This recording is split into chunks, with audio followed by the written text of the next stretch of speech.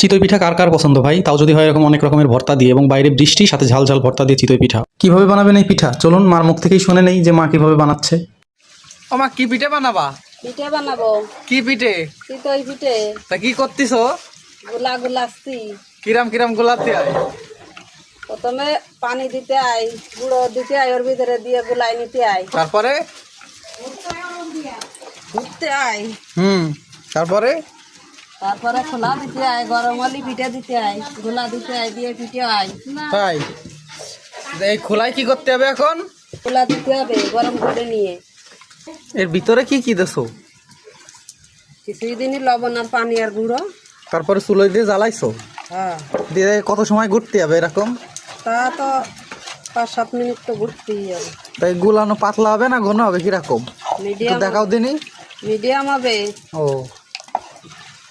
এটা কি করতেছো? একটু তেল দিচ্ছি, তেল দিতে হবে কেন? না পিঠেটা সুন্দরভাবে হচ্ছে না। তাই এবার মুছে দিতে হবে তেল দিয়ে।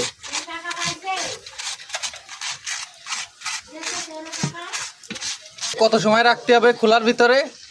5-7 মিনিট। 5-7 মিনিট। পুড়ে যাবে না? না, এরকম খোলাই থাকবে? না ডেকে দেবো। আর দেওটাকে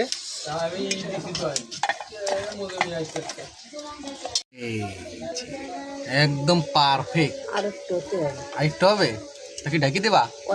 পরের বার দিলে হবে আর একটু ভালো। আচ্ছা ঠিক আছে, ওঠো।